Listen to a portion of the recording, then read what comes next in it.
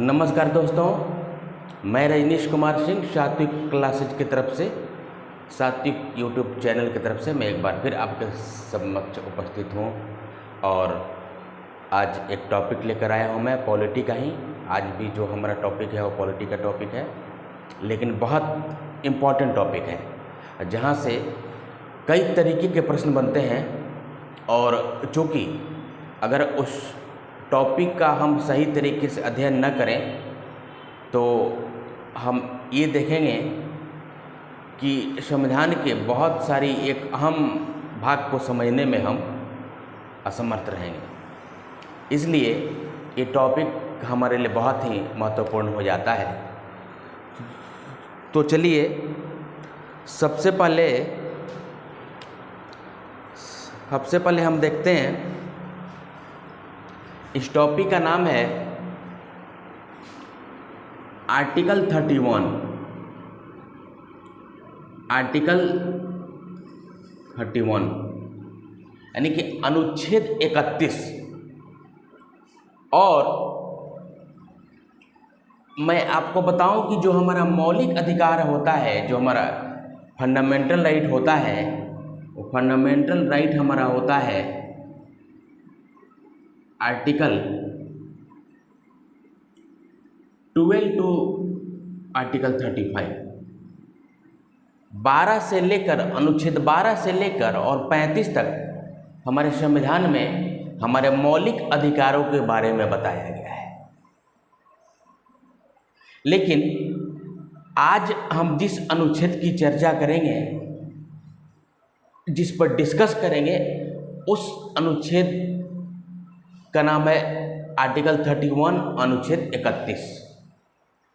अब इस अनुच्छेद 31 को एक तरीके से आज का टॉपिक मैंने इसलिए बनाया कि इसको एक और नाम दे सकते हैं, जैसे fundamental right versus DPSP. Fundamental right versus DPSP एक तरीके का मौलिक अधिकार और राज्य के नीति निर्देशक तत्व जो है, फंडामेंटल राइट, एफआर मतलब फंडामेंटल राइट, डीपीएसपी का मतलब directive principle of state policy, अर्थात राज्य के नीति निर्देशक तत्व। तो यानी कि यहाँ पे हम ये देखने का प्रयास करेंगे कि मौलिक अधिकार और राज्य के नीति निर्देशक तत्वों के बीच एक विरोधाभास भी है, उनमें फंडामेंटल राइट और डीपीएसपी में एक कॉन्ट्रडिक्शन भी है।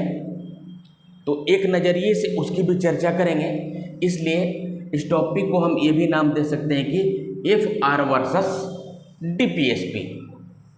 तो इस नज़रिए से भी आप इस टॉपिक को समझने का प्रयास करेंगे आज। बाकी अनुच्छेद 31 क्या है, हम इसकी चर्चा कर देते हैं। इसे मैं मिटा देता हूं, नोट कर लेंगे आप। देखिए, आपने सारे मौलिक अधिकार पढ़े होंगे, उनमें से एक अनुच्छेद 31 भी आता है, लेकिन लगभग 31 को छोड़ दिया जाता है।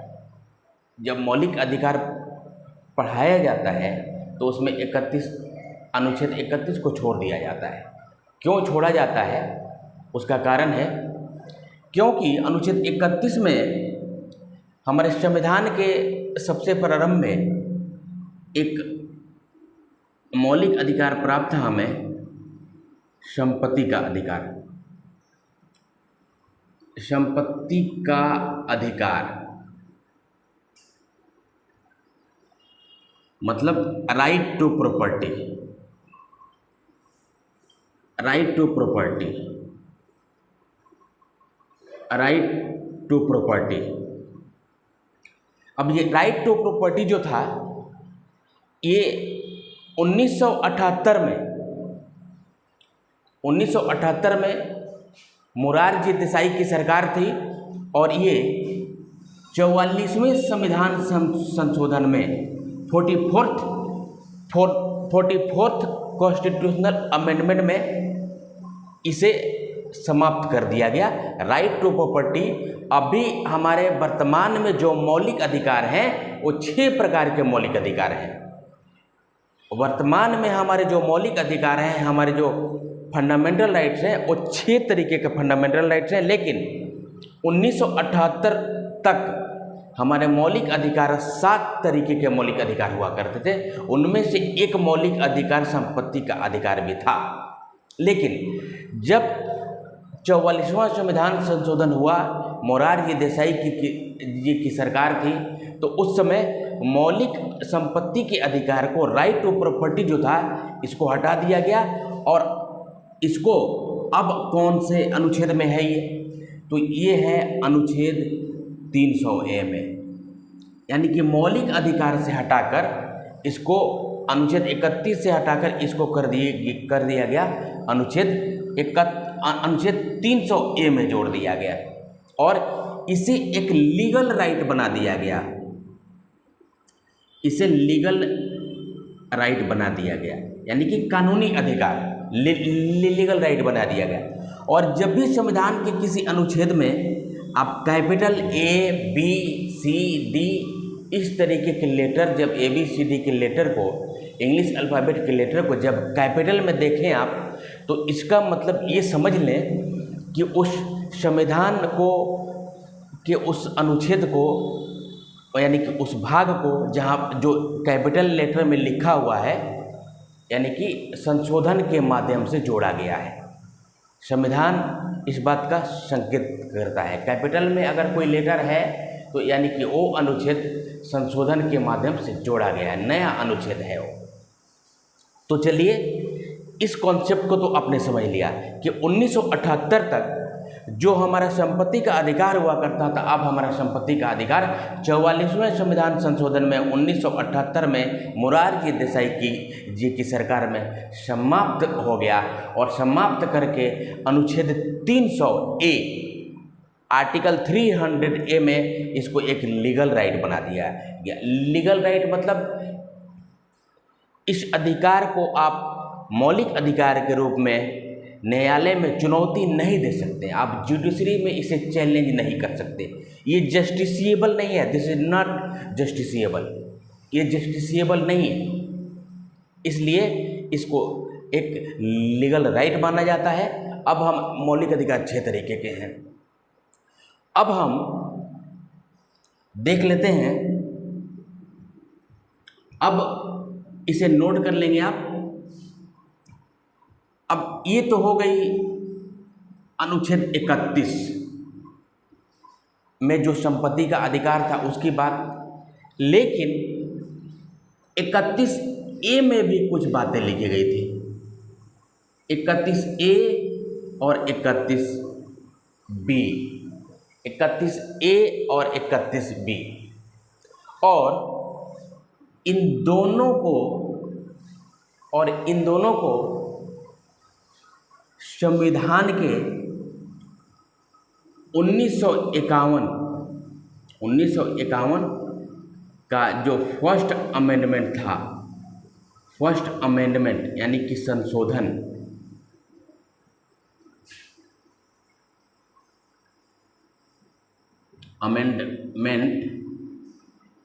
जो फर्स्ट अमेंडमेंट था, जो संवैधानिक संशोधन था, कॉन्स्टिट्यूशनल अमेंडमेंट था, उसके माध्यम से इन दोनों को जोड़ा गया। अब देख लेते हैं कि अनुच्छेद 31A और 31B में क्या लिखा था, जिसे 1951 के पहले संशोधन के माध्यम से इस अनुच्छेद को लाया गया था। इसे नोट कर लेंगे आप। मैं मिटा देता हूँ, नहीं मिटाता हूँ, ऐसे लिख लेता हूँ।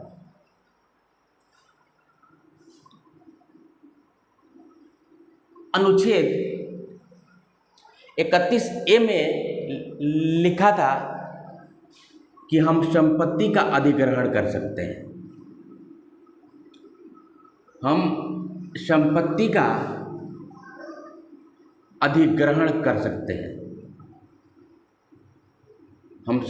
का अधिग्रहण कर सकते हैं।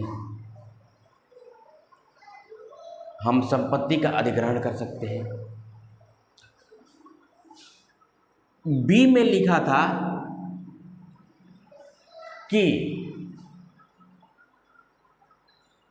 31A की जो बातें हैं आप उसके खिलाफ न्यायालय में अपील नहीं कर सकते। न्यायालय में अपील नहीं कर सकते, अपील नहीं कर सकते। यानी कि इन्होंने क्या किया कि संपत्ति के अधिकार को उसको अनुच्छेद 31 से हटाकर और शेड्यूल 9 में डाल दिया, यानी कि हमारे संविधान के 9वीं अनुसूची में डाल दिया। कौन से अनुसूची में डाल दिया? 9वीं अनुसूची। 9वीं अनुसूची यानी कि 9th शेड्यूल में डाल दिया, 9वीं अनुसूची में डाल दिया।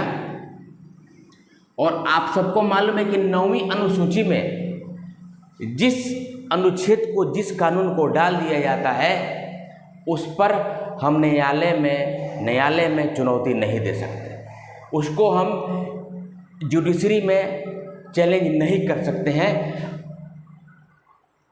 शेड्यूल 9 में जो चीज़ें डाल दी जाती हैं, जिन अनुच्छेदों को डाल दिया जाता है, उसके खिलाफ हम न्यायालय में नहीं जा सकते। ये बिल्कुल स्पष्ट बातें हैं। लेकिन अब यहाँ पे प्रश्न ये पैदा होता है कि क्या अभी भी ऐसा ही नियम है? क्या अभी भी वर्तमान में भी ऐसा ही नियम है? यानी कि किसी भी अनुच्छेद को, किसी भी नए कानून को अगर 9th शेड्यूल में डाल दिया जाए तो क्या उसके खिलाफ न्यायालय में नहीं जाया जा सकता? क्या चुनौती नहीं दी जा सकती? इस तरीके से तो धीरे धीरे हमारे सारे मौलिक अधिकारों को संशोधन करके हटा के 9वीं अनुसूची में डाल दिया जाएगा, तो यानी कि हमारा मौलिक अधिकार ही खत्म हो जाएगा इसका मतलब। तो इस प्रश्न का भी जवाब हम देखेंगे, आगे देखेंगे। 9वीं अनुसूची में डाल दिया गया। अब यहाँ पे सवाल ये उत्पन्न हुआ कि जब ये भूमि सुधार, जब इन्होंने नियम बनाया 1951 में, जब नियम बनाया, जब ऐसा अधिग्रहण लेके आए, तो इसके पीछे कारण क्या था? कारण ये था कि जब अधिग्रहण का बिल लाया गया और जब उसकी बात चल रही थी तो उस समय आप सबको मालूम है कि देश में जमींदारी व्यवस्था थी, देश के अलग अलग भागों में अलग अलग जमींदार थे। तो उन लोगों में ये भय व्याप्त हो गया कि कहीं कल की तारीख में सरकार हमारे ज़मीनों को छीन ले और जो छोटे छोटे किसान उस पर खेती करते थे उनसे बटाई लेके ज़मीन को और उनमें ही बांट दे ज़मीन को। तो इससे अच्छा है कि जिन जिन छोटे छोटे किसानों को ज़मींदारों ने अपनी ज़मीन सौंपी थी खेती करने के लिए, उन किसानों को उन्होंने अपने अपने ज़मीन से हटा दिया, यानी कि अपने अपने ज़मीन उनसे छुड़ा लिए। जब छुड़ा लिए तो देश में लाखों की संख्या में ऐसे किसान थे जिनके पास अपने रहने लायक घर भी नहीं था, यानी खेती करने के लिए 1 इंच ज़मीन नहीं थी, तो वो तो बेरोजगार हो गए। अब सरकार के सामने समस्या उत्पन्न हो गई कि भाई अब इनका क्या करेंगे।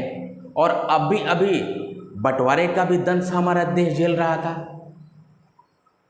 आर्थिक स्थिति भी कुछ अलग तरीके की थी। तो जब ऐसी स्थिति उत्पन्न हो गई तो अब सरकार भारतीय सीमा का जो भूभाग था उसके अंदर ही तो उनको भी जगह देना था। तो जब उनके अंदर ये जगह देना था तो अब नेपाल को जीत के, भूटान पे हमला करके उसकी जगह को हथिया के तो उनको वहाँ पे जगह देती नहीं रहने के लिए। तो इसके लिए सरकार ने ये बोला कि हम भूमि अधिग्रहण बिल लाएंगे और भूमि अधिग्रहण बिल के माध्यम से क्या करेंगे, हम जो जमींदार हैं उनकी संपत्ति को, उनकी ज़मीन को लेंगे। तो ज़मीन भी एक तरीके की संपत्ति हुआ करती थी, तो उसको अधिग्रहण करने की प्रक्रिया हमारे यहाँ ये प्रारंभ हुई। अब यहाँ पे अनुच्छेद सी में क्या लिखा था? अनुच्छेद सी जो है ये संविधान के 25वें संशोधन से 1970 में लाया गया था। इंदिरा गांधी की सरकार थी, 25वें संशोधन से, 25वें संशोधन में, ठीक है। तो अब इसकी चर्चा हम बाद में करेंगे, इसके बारे में अभी हम चर्चा नहीं करेंगे। तो जब ऐसी व्यवस्था हो गई तब कई तरीके के, जैसे पंजाब का एक केस आया, गोलकनाथ केस। उनके पास 500 बीघे ज़मीन थी, 500 बीघे ज़मीन थी और गोलकनाथ के पास एक ज़मींदार हुआ करते थे। वहाँ की पंजाब सरकार ने भूमि अधिग्रहण बिल पास किया। उसने बोला कि भाई 500 बीघे ज़मीन जिसके हैं उसके 470 बीघे सरकार ले लेगी और 30 बीघे उनको दे दिया जाएगा। अब गोलकनाथ का दिमाग खराब, और गोलकनाथ केस 1967 में हुआ। गोलकनाथ केस 1967 में हुआ। तो एक तो ये केस आया, तो चलिए बात आई गई, हो गई, बात खत्म हो गई। गोलकनाथ केस का ज़्यादा डिस्कशन हम नहीं करेंगे यहाँ पे। लेकिन 1973 में केशवानंद भारती केस आया। 1973 में केशवानंद भारती केस आया। तो अब देखिए, अब यहाँ पे अनुच्छेद 31 सी की बात आती है। तो अनुच्छेद सी में लिखा गया कि अनुच्छेद 39 बी और सी को लागू करते समय हम क्या करेंगे? अनुच्छेद बी और ये अनुच्छेद 39 बी और सी को लागू करते समय हम मौलिक अधिकारों का उल्लंघन कर सकते हैं। इसको लागू करते समय हम क्या कर सकते हैं? मौलिक अधिकारों का उल्लंघन कर सकते हैं। मौलिक अधिकारों का उल्लंघन कर सकते हैं। 39 बी और सी को लागू करते समय हम मौलिक अधिकारों का उल्लंघन कर सकते हैं। यानी अर्थात क्या कि मौलिक अधिकारों के ऊपर डीपीएसपी को प्राथमिकता दे दी गई।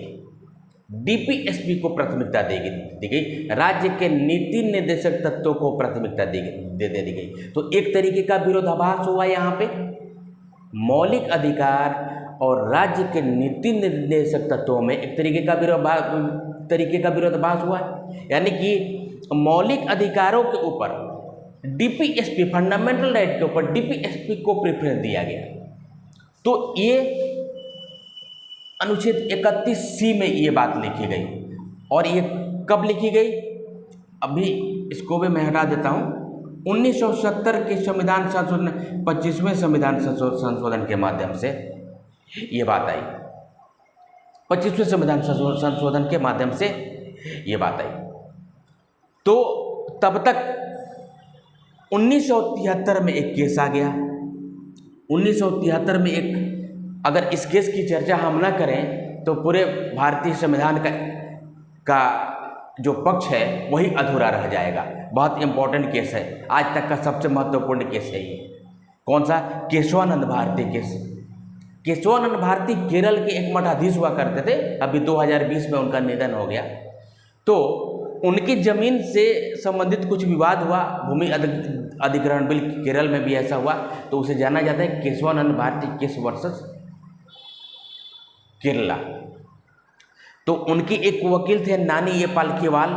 उन्होंने ही कहा था कि भारतीय संविधान की जो प्रस्तावना है वह एक पहचान पत्र है, यानी कि preamble is an identity card of Indian constitution. उन्होंने ही कहा था, नानी ये पालखीवाल, उन्होंने इनके केस को अदालत में पक्ष रखा था। ये एक भी दिन अदालत में नहीं गए थे, केशवानंद भारती एक भी दिन कोर्ट में नहीं गए थे, लेकिन चूंकि मामला उनका था तो उनके केस के नाम से जाना जाता है। तो केशवानंद भारती केस जब आया तो केशवानंद भारती केस में ये मामला उठा कि भाई क्या हम ये 39B और C का जो मामला उठा तो सुप्रीम कोर्ट के सामने ये सवाल हुआ कि क्या अब तो 1973 आ गया, 1951 नहीं है, क्या अब भी वही नियम लागू रहेगा कि डीपीएसपी को लागू करते समय क्या मौलिक अधिकारों का उल्लंघन कर दिया जाएगा? सुप्रीम कोर्ट ने कहा कि हाँ भाई, बात जायज है। सुप्रीम कोर्ट ने सही ठहराया कि हाँ, डीपीएसपी को लागू करते समय मौलिक अधिकारों का हनन किया जा सकता है, मौलिक अधिकारों का उल्लंघन किया जा सकता है। यानी कि directive principle of state policy को लागू, अब सुप्रीम कोर्ट ने, अब यहाँ पे सिर्फ बात 39B और C की नहीं हो गई।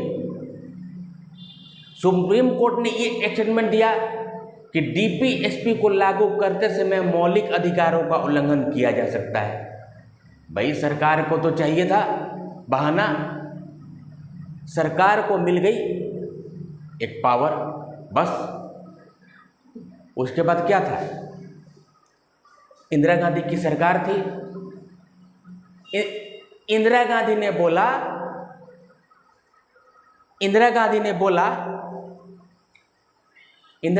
क्या बोला कि भाई हम संविधान के किसी भी संशोधन में हम ये किसी भी सारे फंडामेंटल राइट को लागू करते समय मौलिक अधिकारों का उल्लंघन कर सकते हैं। सारे डीपीएसपी को लागू करते समय हम मौलिक अधिकारों का उल्लंघन कर सकते हैं। और देखिए अब क्या है, अनुच्छेद 39, इसे मैं मिटा देता हूं, नोट कर लेंगे आप लोग। अनुच्छेद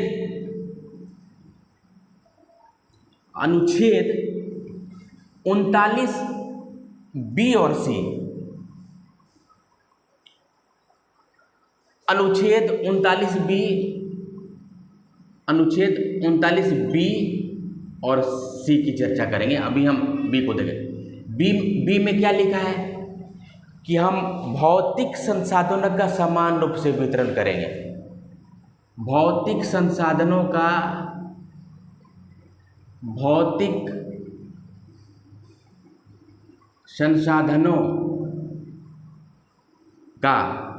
समान रूप से वितरण करेंगे, समान रूप से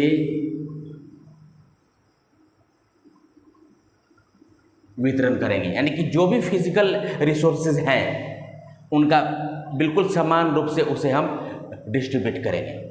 39B राज्य के नीति निर्देशक तत्व, तो आपको पता है कि डीपीएसपी कहाँ से होते हैं? 36 से लेकर 51 तक राज्य के नीति निर्देशक तत्व होते हैं। Directive principle of state policy अनुच्छेद 36 से लेकर 51 तक होते हैं। उसी में से एक अनुच्छेद ये भी है 39B और C में लिखा है कि हम आर्थिक संसाधनों को केंद्रीकृत नहीं होने देंगे। आर्थिक संसाधनों को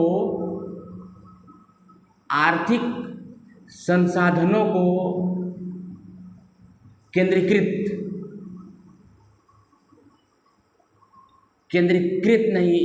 नहीं होने देंगे, यानी कि उसका विकेंद्रीकरण करेंगे, यानी कि उसे डिसेंट्रलाइज करेंगे, सेंट्रलाइज नहीं होने देंगे। इसका मतलब क्या हुआ? यानी कि जो पूंजी है, जो अर्थव्यवस्था है, जो इकोनॉमी है हमारी, वह कुछ लोगों के हाथों में नहीं रहने देंगे, वह डिसेंट्रलाइज होगी, यानी कि सबके पास जाए पूंजी, इस तरीके की व्यवस्था करेंगे हम। तो यानी कि इन दोनों अनुच्छेदों को लागू करते समय मौलिक अधिकारों का उल्लंघन किया जा सकता है। मौलिक अधिकारों का उल्लंघन किया जा सकता है। ऐसा अनुच्छेद 31C में लिखा गया था और उधर 31B में ये भी डाल दिया गया कि भाई हमने अगर आपकी संपत्ति छीन ली तो संपत्ति भी छीन गई और आप उसके खिलाफ न्यायालय में भी नहीं जा सकते। क्यों? क्योंकि उसको उठा के और 9वीं अनुसूची में डाल दिया हमने। और नियम क्या है कि 9वीं अनुसूची में जिस अनुच्छेद को डाल दिया जाता था, जिस कानून को डाल दिया जाता था, उसके खिलाफ हम न्यायालय में नहीं जा सकते, वो जस्टिसेबल ही नहीं है। तो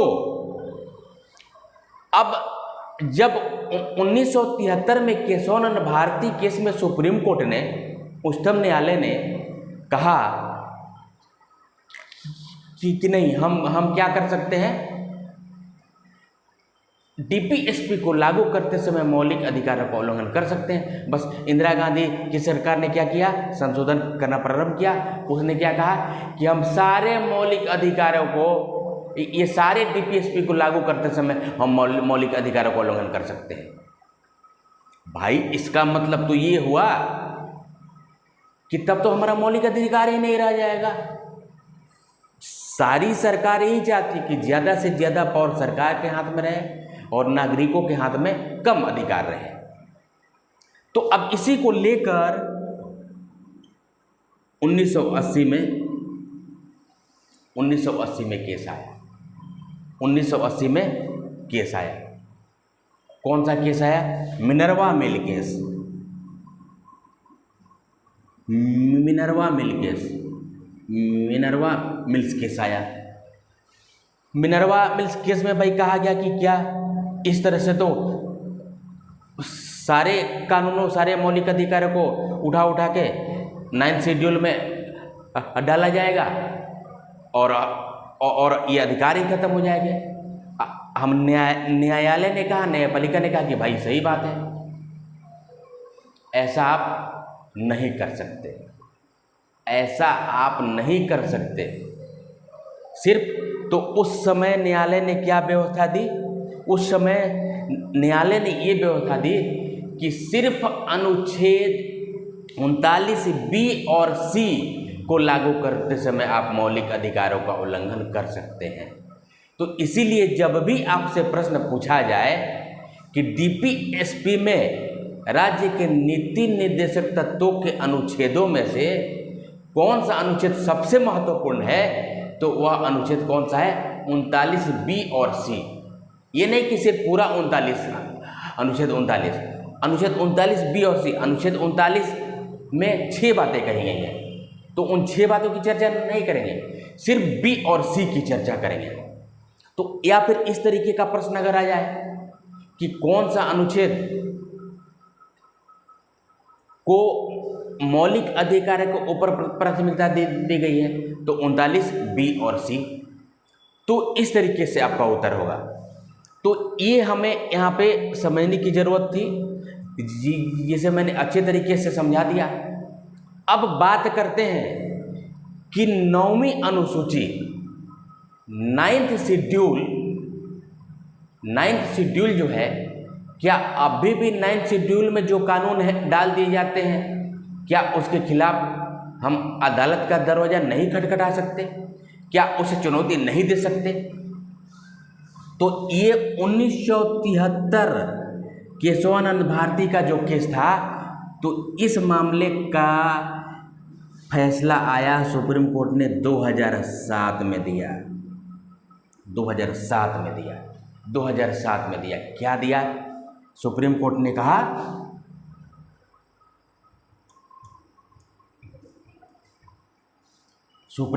कहा कि अब से,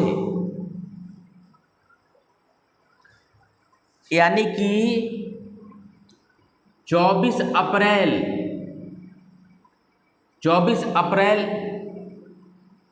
1973 के तक जो चीज़ें 9th शेड्यूल में, जो बातें 9th शेड्यूल में डाल दी गई हैं उस पर हम अदालत में चुनौती नहीं दे सकते। लेकिन 24 अप्रैल 1973 के बाद जिन भी कानूनों को, जिन भी अनुच्छेदों को शेड्यूल 9th में डाला गया है उस पर हम अदालत में क्या कर सकते हैं, चुनौती दे सकते हैं, न्यायपालिका का दरवाज़ा खटखटा सकते हैं। तो इस तरीके से आपने देखा कि किस तरीके से अनुच्छेद 31 को समझा आपने, संपत्ति का जो अधिकार था उसे समझ लिया आपने कि कैसे खत्म हुआ।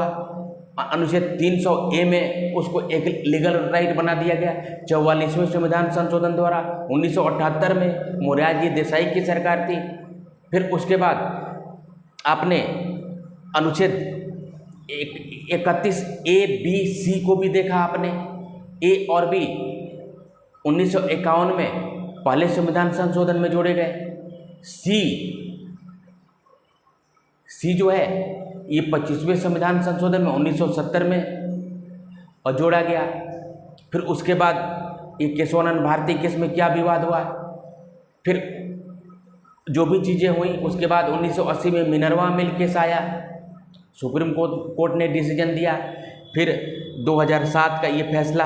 तो यानी कि अब जान लें कि 9th शेड्यूल में 24 अप्रैल 1973 के बाद जो भी चीज़ें शामिल हैं या शामिल की जाएंगी उन सब पे हम न्यायालय में चुनौती दे सकते हैं। वो सारी न्यायोचित होंगी, जस्टिसिएबल होंगी।